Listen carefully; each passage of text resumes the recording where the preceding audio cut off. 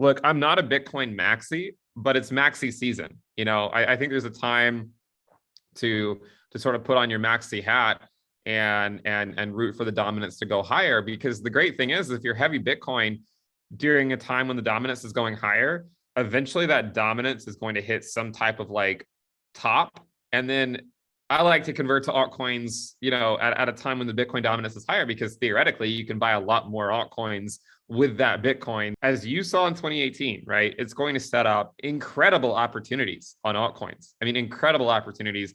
And that's where a lot of money is made, It's made on getting those altcoins at the depths of the bear market, when literally no one else wants to buy them. When everyone just thinks they're not ever going to do anything again.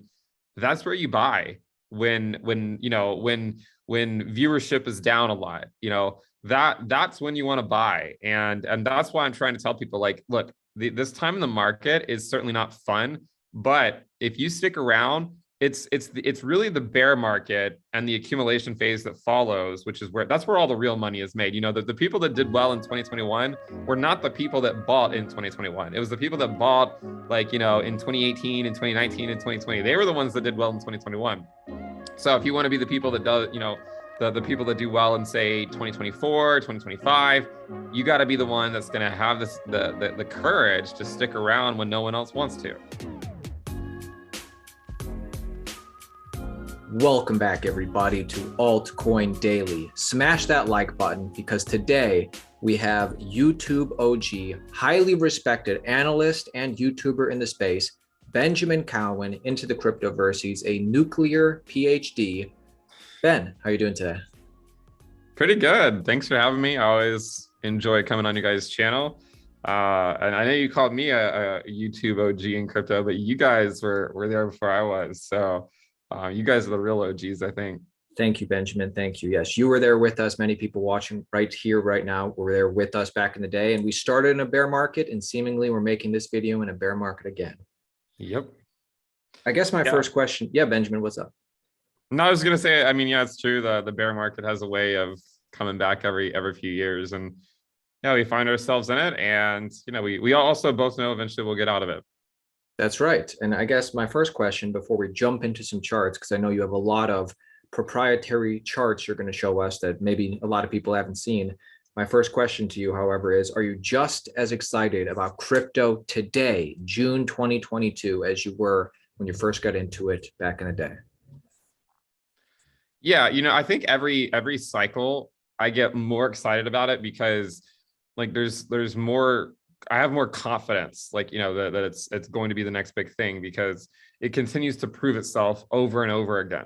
In 2014 and 2015, I was actually very skeptical, to be completely honest, because, we were sort of just watching it go down and not really do anything for a long time. And we didn't have all these market cycles to look at, it was just like, okay, it had a couple of bull markets, but maybe it's just going to go to zero now. But then we had the 2017 bull market, we had the 2020, 2021 bull market. So eventually, I think it's easier to just have more confidence in the market and to sort of be justified in why you think it's going to be the next big thing. So yeah, I mean, I think I'm just more and more excited about it. I'm excited to see what it's going to become. And I'm excited to have, a front row seat to it as I talk about it basically every single day. I'm excited too. And you mentioned cycles real quick, and obviously people know you for the lengthening cycles. I saw recently on Twitter, which came out and said, you know what, I think that theory is debunked. I guess my question to you, how do you feel about it now? Was the 4-year cycle, did that actually play out? Yeah, well, I think it's kind of interesting. Yeah, it's definitely debunked. And even if, I would argue, even if 25K is the bottom, which I'm honestly not convinced that it is, I think it would be a new cycle after that. I think we'd have to call it a new cycle. As far as the 4-year cycle, I mean, from a price perspective, you could easily argue, I think what caught a lot of people off guard is that, a lot of people were thinking 100K. Right? Like they were thinking okay, this is cycle is going to get us to 100K. So even the people that were sort of following the 4-year cycle were also assuming we'd see higher prices, even if they were accounting for diminishing returns. I think a lot of people thought we'd see higher prices. But from a lot of standpoints, you could argue that we kind of peaked in April, of 2021. I mean, it sort of seems like the market has been relatively weak since then. A lot of charts, other than the price, kind of show that the market has been relatively weak since April after that, that impulsive rally where we went up like 20x in a year. I think we just need to be on our toes. I mean, I think that, the next rally could happen at any point. I don't think it's going to be this year, unfortunately. I mean, realistically, what are we looking at, right? We're looking at a hawkish Fed right now.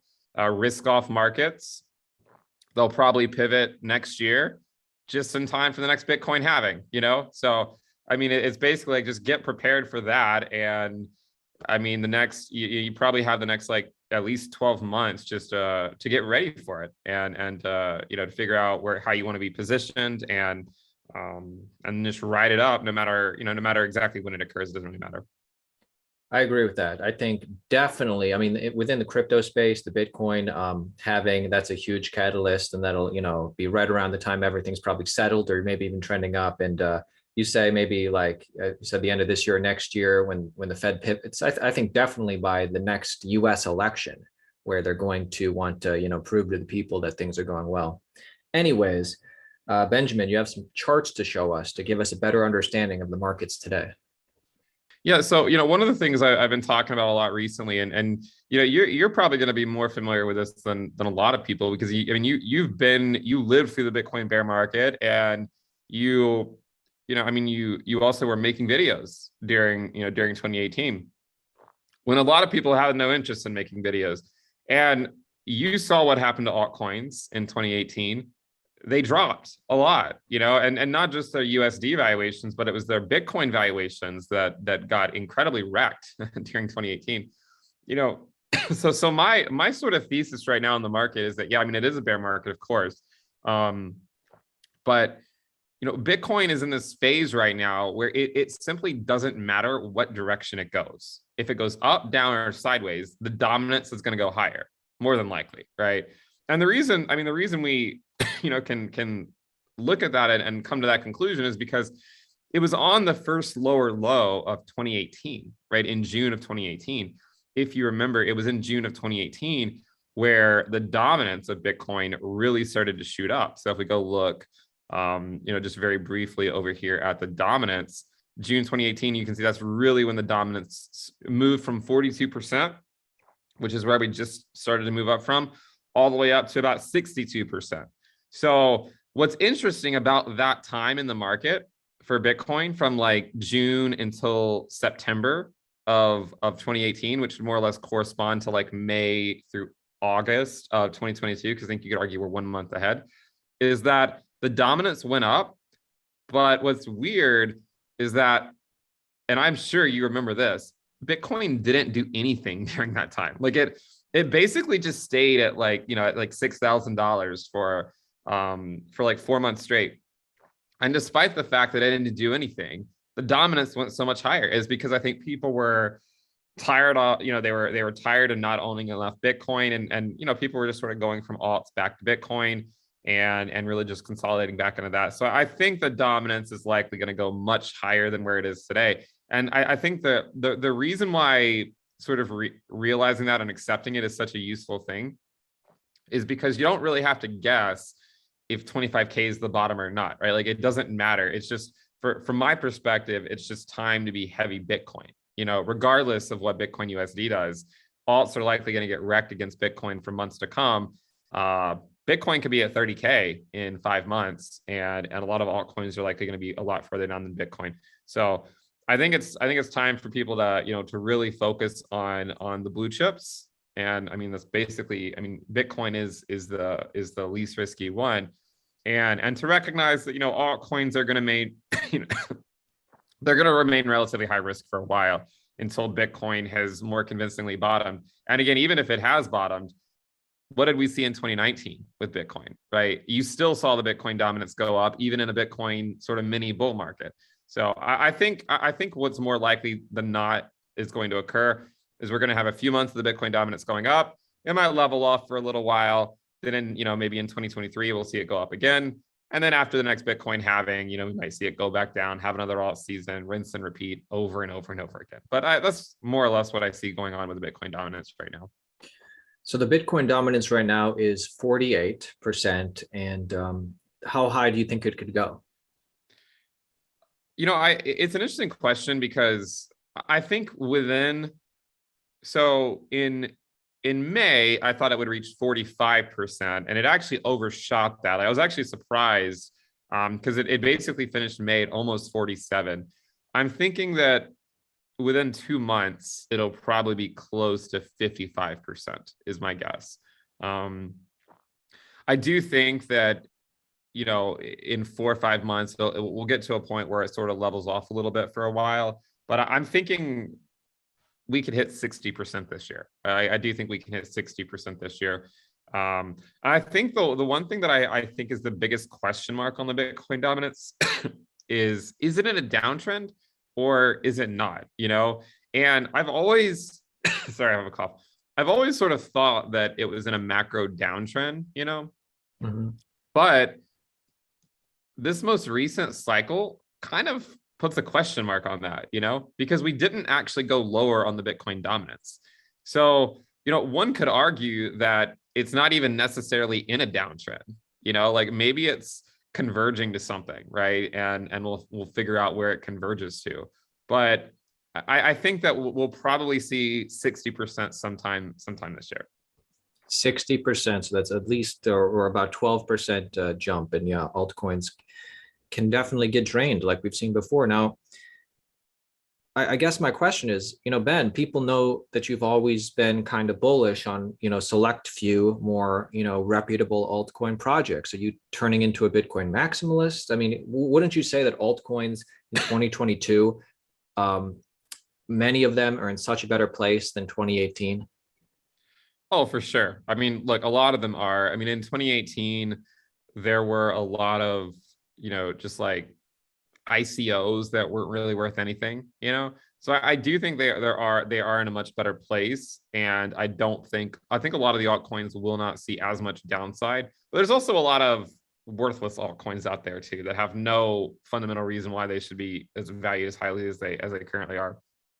But when I think about alts, I don't really consider Ethereum an altcoin, but if you look at the Ethereum Bitcoin valuation, it looks pretty bearish, right? Like it looks pretty bearish.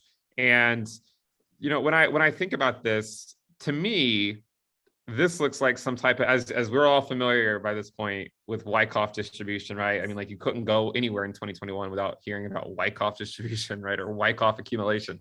Like the Ether Bitcoin valuation sort of looks like that distribution type pattern that Bitcoin USD had in 2021. And then furthermore, recognizing that Ether Bitcoin's valuation tends to bleed in the second half of the year normally before having a rally in Q1. I sort of think that, we're in for some pain in the Ether Bitcoin valuation for a while. And so really, I think most altcoins are going to bleed against Ethereum. And I think Ethereum is going to bleed against Bitcoin. And I don't, I think there's a decent chance that Bitcoin could bleed against the US dollar, but it doesn't matter, right? Like it just doesn't matter. I think that as long as you recognize the risk involved and you sort of operate like I do, that Bitcoin does just trend up with time, it's just time to be heavy Bitcoin. And, you said, does that mean I'm a maxi?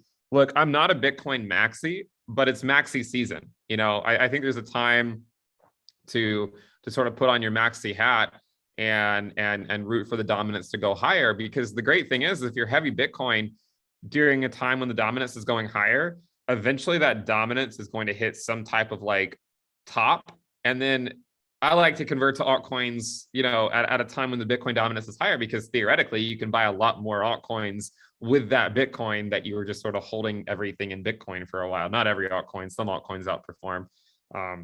But, give it half a year, maybe, and the dominance will be at a more convincing spot for where altcoins are not going to be as high risk against Bitcoin. Again, I'm not saying that all alt USD pairs have to bleed.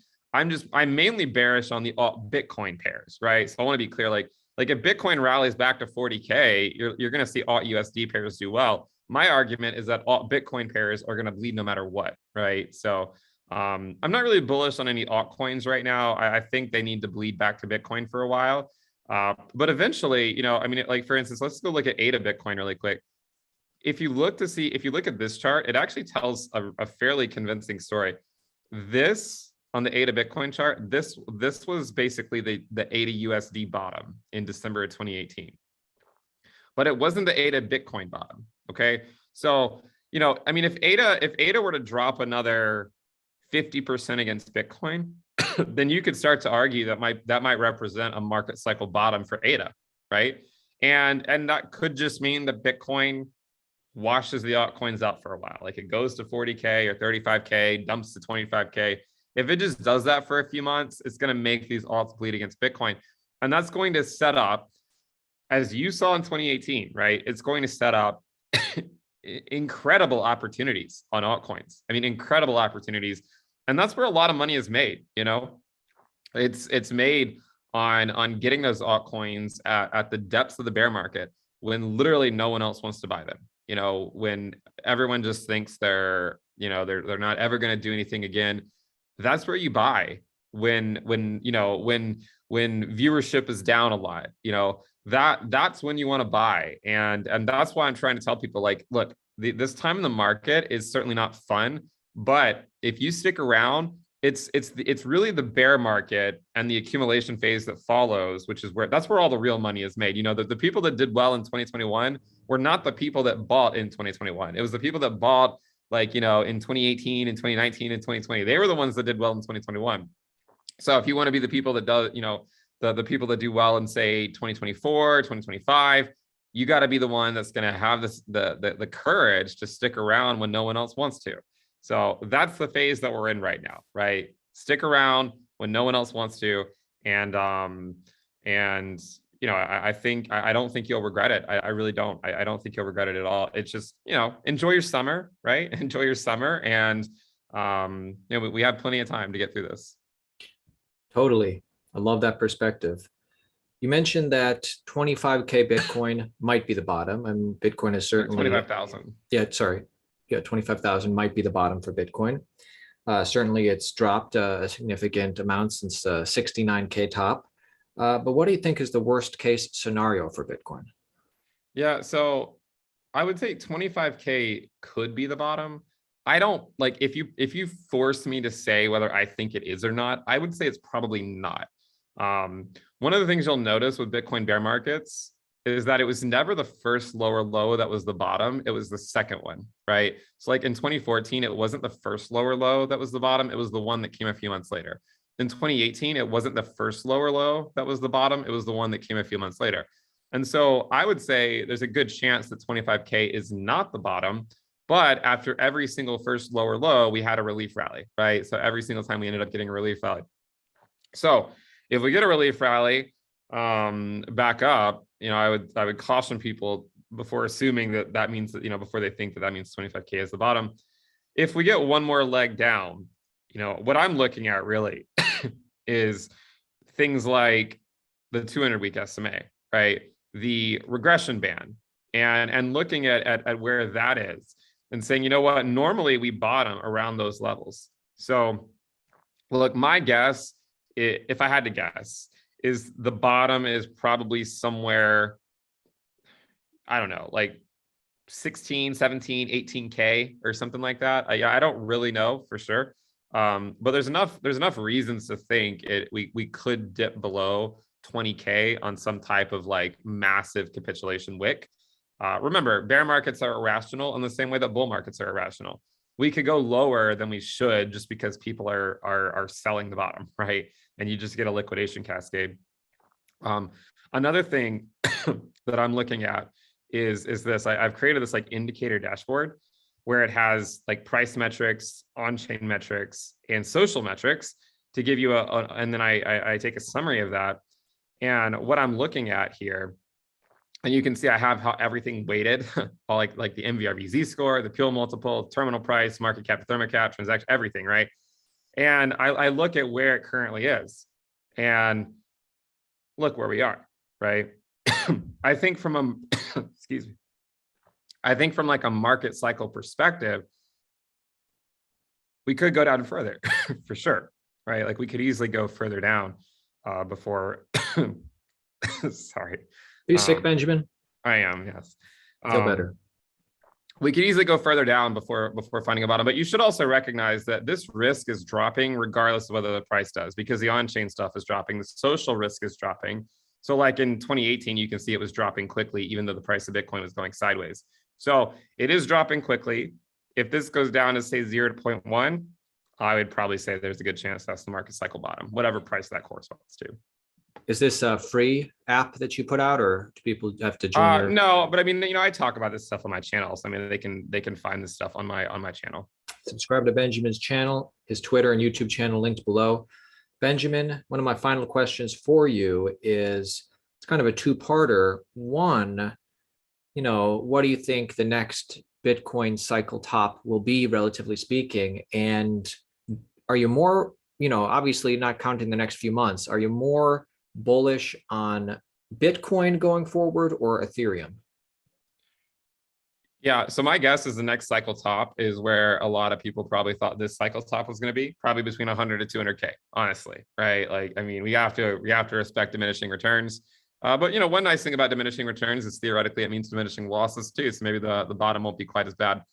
I think, with regards to Bitcoin and Ethereum, I would say for the next 6 months, I'm more bullish on Bitcoin than Ethereum. Okay, so I do think the Ethereum Bitcoin valuation will bleed for the next 6 months, off and on, like off and on, maybe some months that it won't. But then I think after we have the merge, after we have more regulatory clarity, I think it'll be time to get bullish on the Ether Bitcoin valuation again and say that Ethereum will outperform Bitcoin in the next bull market, but it likely won't outperform it in the bear market. Okay, so I would say the next 6 months, Bitcoin likely outperforms Ethereum. But after we get through that phase, then looking at the next, say, couple years, Ethereum likely outperforms Bitcoin. I like it. You keep things real, level-headed. You bring us the charts and just explain your analysis simply. This is why I subscribe to on YouTube, and I encourage everybody to go subscribe to Ben. And Ben, give us final thoughts for the Altcoin Daily audience.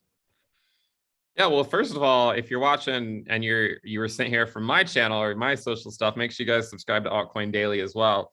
They put out a lot of great videos and they talk about the news, and they cover all that stuff, the more interesting stuff, right? Than just staring at prices all day, and that'll help you get through the bear market, right? I think final thoughts are, look, bear markets aren't fun. You live through it. You guys have lived through it before. I've lived through it before. Just hang in there. We'll get through it eventually, and then we'll have another bull market, and then we'll sort of just reminisce about the good old days of the 2022 bear market. So I would say, maybe take a break from the charts and focus on the development in the space. Focus on, if you can build something, do that, and we'll eventually see the price reflected in the asset class maturing. Go touch some grass, drink some water, stretch a little bit. It's all going to be okay. Benjamin, thank you so much for coming on today. Thanks for having me.